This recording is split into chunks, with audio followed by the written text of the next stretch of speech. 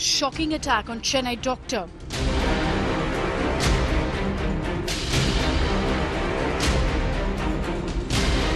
Doctor stabbed by patient's skin.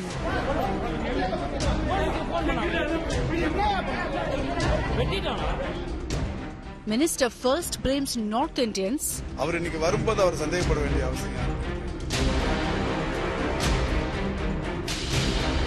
Minister then backtracks on North Indian claim.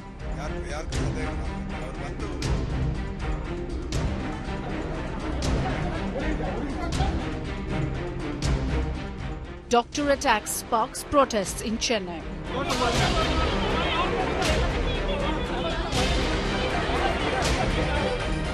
The Chennai hospital stabbing shocker is our top focus on 6 p.m. Prime.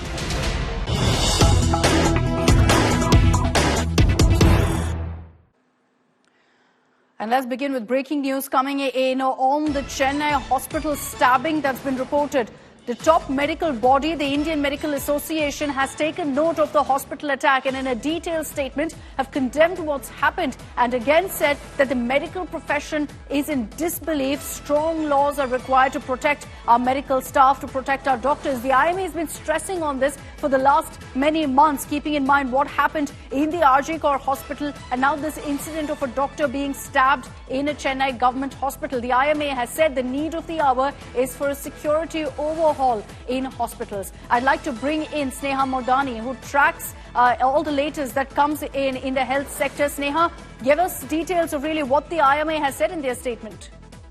Well, extremely disappointed with the developments because, Akshita, this is shocking. The horrific visuals that have come in from Chennai just speaking volumes of what doctors have to go through. The patients had passed away. The son, dissatisfied with the treatment, went straight, he wanted to kill the doctor here. IMA talks about the fact that with great difficulty they brought him back to stability, given that this doctor in question was on, blood thinners. And if you are on blood thinners, it leads to a lot of blood loss, as is evident in those pictures also that we put out.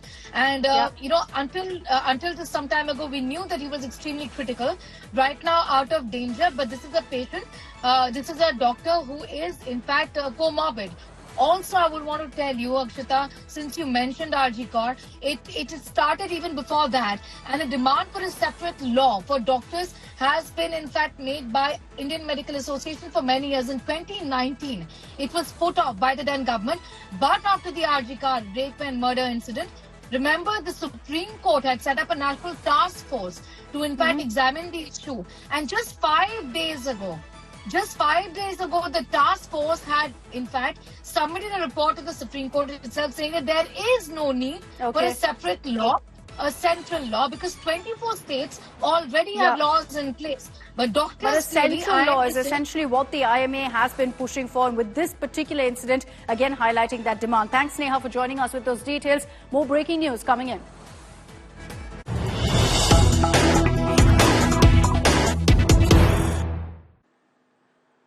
Now, the first comment that came in from the Tamil Nadu Health Minister, Subramanian, on this entire incident, he seemed to suggest that North Indians were behind the attack. First questions were what was the need to even say that, but now the Health Minister, when asked about that and amid backlash over the kind of comment that he'd made, has defended it, essentially saying that he was wrongly informed at the hospital that North Indians were behind the attack.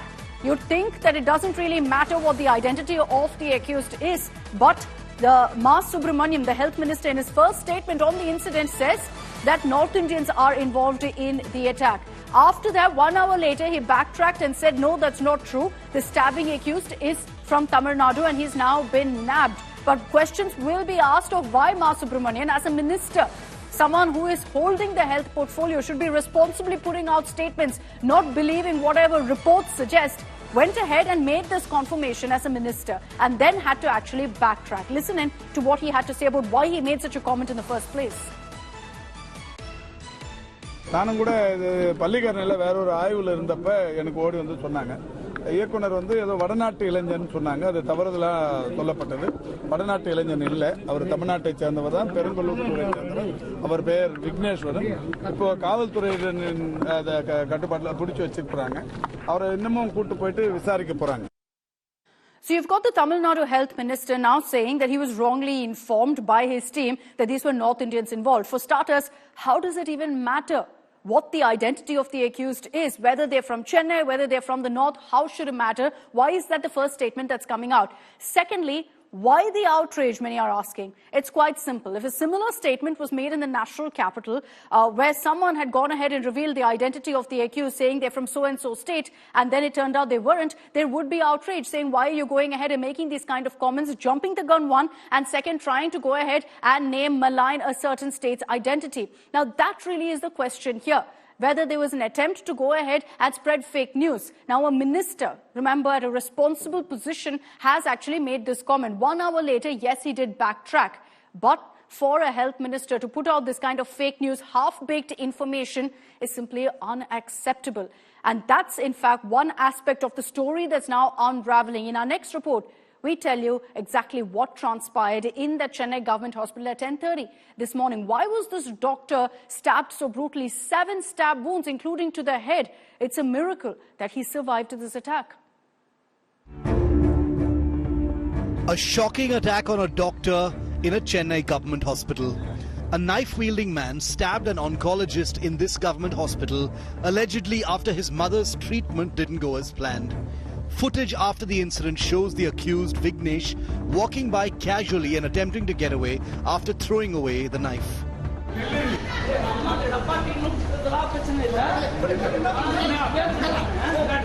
The doctor, Balaji, survived the attack and is now undergoing treatment. An absolutely heinous crime has occurred in Kalanjan Centenary Hospital in Chennai, and to know the kind of the actual effect you see over there, this is the kind of blood trail that has been still placed at the location. That was the office of Dr. Balaji, who was the head of the oncology department over here. A cancer patients were being treated at this spot. Here you could also see that the kind of foot trails with blood spots everywhere on this spot, and this has been completely cordoned. Tamil Nadu's Deputy Chief Minister Udayanidhi Stalin visited the hospital and took stock of the incident. Patient's mother has been infected with cancer. She's a cancer patient. She has been taking treatment here for the last 6 months. After here, he has shifted his mother to a private hospital. There, the doctors have misguided him, so he's come here back. He's come back here. He's had a conversation with the doctor. Balaji for half an hour, and this incident has happened. This is definitely the person has been arrested. The legal action will be taken. But Health Minister Ma Subramanian triggered a huge controversy after he first incorrectly claimed that North Indians were behind the attack. வட இந்தியர்கள் யாரோ 4 பேர் ட்ரீட்மெண்ட்டுக்காக வந்து அங்க ஒரு மருத்துவரை ரூம்ல போட்டு அடைச்சி கத்தியால குத்துந்தா சொல்லிருக்காங்க. இப்போ 2 பேரை போலீஸ் அரெஸ்ட் பண்ணிருக்கு. An hour later, he retracted the statement, confirming his claim was false. இந்த சம்பந்தப்பட்ட இந்த குற்றவாளியை பொறுத்த வரைக்கும் ஒரு 6 மாசம் இங்க அட்டெண்டரா இருந்தவர். அவங்க மதர் இங்க அட்மிட் பண்ணிட்டு அட்டெண்டரா இருந்தவர். அவர் இன்னைக்கு வரும்போது அவர் சந்தேகப்பட வேண்டிய அவசியம் யாருக்கும் இருக்காது. ஏன்னா அவர் சின்னதா நைஃப் உள்ள வச்சுன்னு வர்றது யாருக்கும் தெரியாது. அவருடைய ரெகுலரா அவங்க மதர் ட்ரீட்மெண்ட்டுக்கு கீமோதெரபிக்கு வந்து போயின்னு இருக்கிறதால யாருக்கும் சந்தேகம் வரல. அவர் வந்த ஒரு ரூம்குள்ள இருக்கிற டாக்டரை போய் இது மாதிரி அசால்ட் பண்ணார். The opposition, meanwhile, is lashing out at the state government, claiming there's a lack of security for medical professionals. They are saving lives, but their lives are not protected. There had to be an end to this. This has been put to end. Even though we have made some laws, stringent laws in the parliament as well, even recently also we made some laws, but it's not been enforced, and there's no awareness created. Very unfortunate such things happened in capital. First of all, I condemn the administration, particularly the DMK government, for not taking care of the security of the doctors. The doctors were mentioning that there were no CCTV cameras and there were only private securities which they don't have any accountability on the security system. These are the doctors, nearly 19,000 doctors, put their life into, in front of danger to serve the people, and they claim that these are small demands considering what has happened. Unfortunately, with relating to the incident that had occurred in the morning, this is something the government will have to take care of, and the Chief Minister and the Health Minister are meeting the representative of doctors today. Divyan, Pramod Madhav for India Today.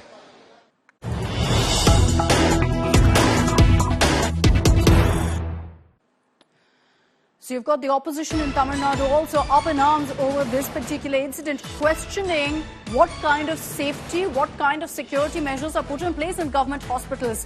The Tamil Nadu Veterinary Karagam chief, TVK chief Vijay, has now spoken out, slamming the Stalin government, saying there's a complete breakdown of law and order, that citizens are scared and that it's time for the government to wake up. I want to bring in Shilpa Nair, who's joining us live from Chennai with all the latest reactions. Shilpa, the opposition repeatedly asking the government what's being done to ensure the safety of medical professionals. How could something like this happen in the hospital? And Vijay also not holding back. Well, that's right, Akshita. In fact, even though Dr. Balaji's health condition is stable and even though Vignesh, the accused, has been arrested by the Chennai police, the question remains, how could such a gruesome attack take place inside a busy government hospital in broad daylight, and that to the capital city of Chennai? And that's the reason why the opposition parties in Tamil Nadu are up in arms against the DMK government, right from the AIDMK, which is the principal opposition party, to the BJP and to the new entrant, of course, Tamil Nadu Veterinary Karagam chief Vijay, all of them really slamming the DMK government on the issue of law and order. They say the frequent attacks on doctors and healthcare staff. The government has not taken any preventive measure. They simply say we'll take action, but they do nothing, is what all these opposition parties are saying, and they're demanding the chief minister to ensure that the government should create a safe environment for doctors and for other healthcare personnel to work. That is the demand coming in from the side of the opposition leaders, and also asking the chief minister to take responsibility as law and order comes under him. But the politics aside, as far as this incident is concerned, Dr. Balaji, we've been told he's doing fine. His health condition is stable at present. In fact, as we speak, we're outside the Tamil Nadu Secretariat, and inside there's a meeting that's going on. Tamil Nadu Health Minister Subramaniam, the Health Secretary Supriya Sahu, various representatives from doctors' associations, all of them along with top police officials are present at that meeting to chart out what are the measures that can be put in place to ensure that such really the incidents government don't happen comes up in the with future. now. Clearly, As the they're DMK holding that government meet, as Shilpa tells us. Shilpa, thank you very much for getting us all of those details.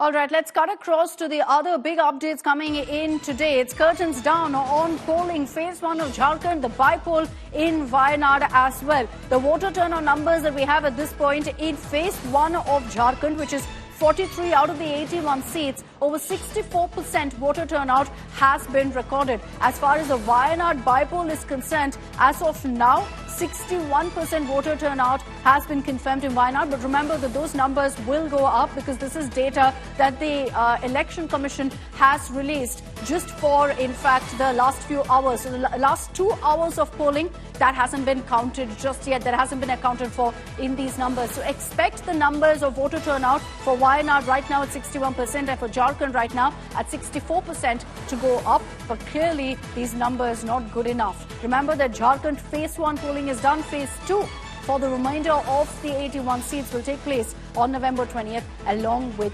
Maharashtra.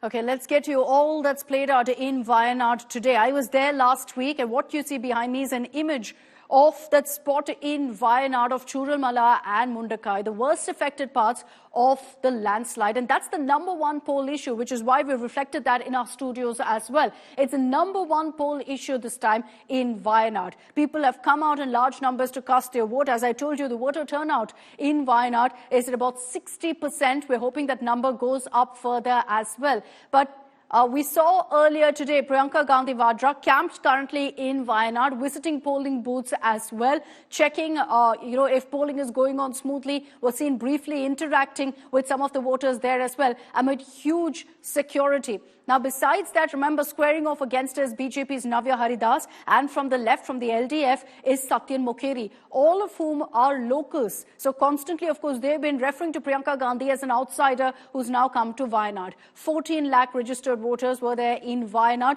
We'll know the exact number of how many of them actually came out to cast their vote in just a bit. The counting for the Wayanad bipolar scheduled for November 23rd. High-profile seat, of course, largely because of the person that you see on your screens, Priyanka Gandhi. But like I said, the number one poll issue right now is who will ensure the rehabilitation of landslide victims.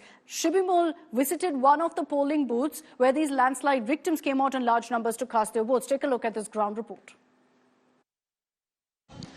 Well, the polling for the Wayanad by-elections have begun here in Wayanad constituency, and as you can see behind me, long queues, people coming out in good numbers to cast their vote, exercise their right as responsible citizens. In fact, right now we are at a polling booth in Churalmala, one of those areas that was affected by the landslide that took place in July and October. In fact, the government vehicles are today running here in this area, including KSRTC buses, to bring these victims from the areas they're staying currently to this location to cast their vote. All of them in the particular area have shifted to new locations, to safer locations, and most of them have said that they will not come back to this place as it's very unsafe. They've seen the destruction very closely, and what happened 3 months ago is still one of the major topics in the constituency, as the rehabilitation is still has still not taken place. And a lot of them are coming back to this area after a long time, meeting a lot of them after a long time, almost after a gap of around 3 months. I have with me some of them who have come to cast their vote here, who are victims of the Wayanad landslide. Chechi പേരെന്താ? എൻ്റെ പേര് അംബിക. ചേച്ചി ഇവിടെ ചുരൽമലയിലാണ് താമസിക്കുന്നത്? ഇല്ല, അട്ടമല. അല്ല, ഇത് കഴിഞ്ഞ് ഇതായിട്ട് പിന്നെ ഇങ്ങോട്ട് വന്ന് ഇവരൊക്കെ ഞങ്ങൾ ഒക്കെ ഒരുമിച്ച് എസ്റ്റേറ്റിൽ പണിയെടുത്ത ആൾക്കാരാണ് കാണുന്നത്. റംലത്ത് അട്ടമലായിരുന്നു, മേപ്പാടി. ആ ഫ്രണ്ട്സുകളെ കണ്ടപ്പോൾ വിഷമായി പോയി. അതെ, ഒരിക്കൽ വന്നു, പിന്നെ വന്നിട്ടില്ല. Well, what they're saying is that they've all been friends for a long time, and they're all meeting each other after a long time. They've come once or twice here after the landslide took place. They're from Attamala, which is very closer to Churalmala, and they've all shifted. In this entire area, there are very few houses remaining right now, so all of them have shifted to safer locations, to new places. The government has announced 2 township projects also, which is yet to, the construction of which is yet to begin. And there's been a strong demand from the state government as well as the Congress here about rehabilitation package. Hope that today everybody comes out and exercises their democratic right. I think it's the greatest strength that the Constitution has given people, and they should use it well. Have realized that they are in a similar pathetic situation. Last 5 years, Rahul Gandhi had visited only a few times in this Wayanad Mandal, and he has utterly failed in addressing these issues in the parliament. So next time when Priyanka Vadra is coming to address the people, the same scenario is going to happen. They would be coming only like in a visited visa, not with the people. They are not mingling with the people. They are not coming to the ground level to understand their real requirements. Farmers are facing many issues, and the farmers' suicides are also in a high number in Wayanad. So that should be, the farmers should be given many supports. And the central ministry is ready to give the support, but there is not a proper channel for the central ministry to reach the people. നല്ല ശുഭാപ്തി വിശ്വാസമാണ് ജനങ്ങളിൽ. ജനങ്ങളൊരു മാറ്റത്തിന്റെ ഒരു ചിന്ത നേരത്തെ ഞാൻ പറഞ്ഞതാണ്. അത് വോട്ടിംഗ് പ്രതിഫലിക്കും. Okay, I'll just get in a quick update from Shibi Mor. She's joining us live from Wayanad with the latest. Shibi, you've been there through the day, tracking the voting. Get us the latest on the voter turnout, and if you could kind of compare it to what we saw months ago, is it a healthier voter turnout this time? Yeah. Akshita, the latest figure that we have is 62.37. It will definitely increase, but it is very unlikely that it will touch the last time, the 2024 Lok Sabha election turnout, which was 72.37. To be honest, we've seen very empty polling booths across the constituency. I'm right now in a constituency in Nandagopal, and usually the scenes are, you'll see long queues in the last few minutes of that rush to, cast their vote. But this time it's been empty in most of the polling booths, not just in Wayanad, Wayanad, even in Kozhikode and Malappuram, that's been the scene.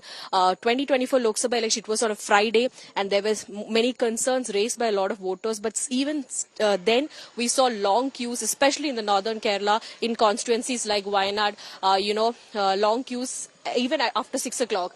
But that's not the scene this time. Very less voter turnout, and that's a major concern for all the political parties, especially the Congress-led UDF, because, if the polling percentage goes down, then they're not going to meet a target that they have set, or they might not reach, the margin of victory or whatever they were calculating is what we are getting on ground, what we understand. About a 5 lakh plus victory margin.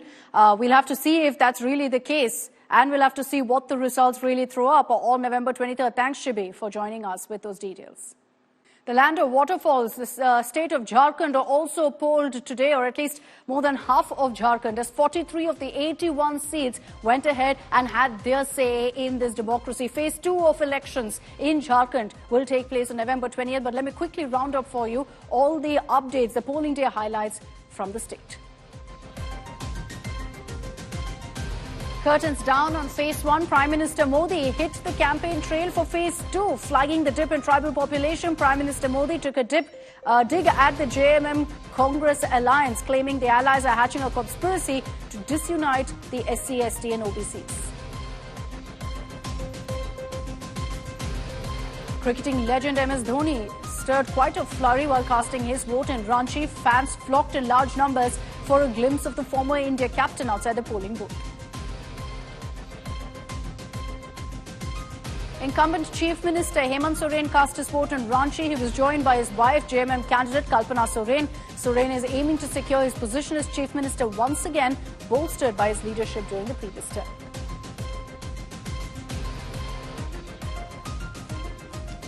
Champai Soren, meanwhile, also cast his vote from Saraikela. This is where he's fighting from as well. This time the former Chief Minister is contesting on a BJP ticket. Confident of victory, Champai Soren claims BJP will sweep all the 14 seats in the Kolhan region, which is where he belongs.